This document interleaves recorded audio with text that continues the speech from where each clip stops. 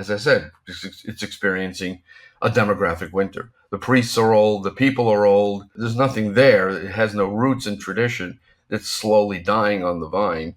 It's not going to bear good fruit. It has never really borne good fruit. With obviously individual exceptions, God's grace operates everywhere.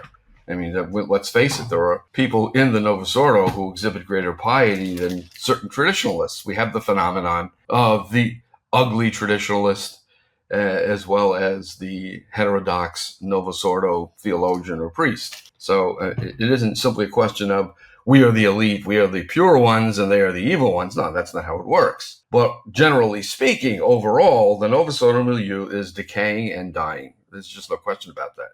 The demographics speak for themselves. Well, and even on the broader issue of what Martin represents, as you talk about, the sins against, intrinsically evil acts, disordered acts, it's kind of bizarre. The liberals are sort of behind where the world is coming to, because at least recently, the world is sort of realizing, look, these things are not as rosy as they seem. These unnatural lifestyles lead to psychological and other problems. I mean, as we've seen in the very sad, which complex issue, but a very sad church shooting in Minneapolis, how many of people who have done these sort of just bizarre things have been affected by these modern lies of telling, people nature isn't nature. You can do whatever you want. You can be whatever you want.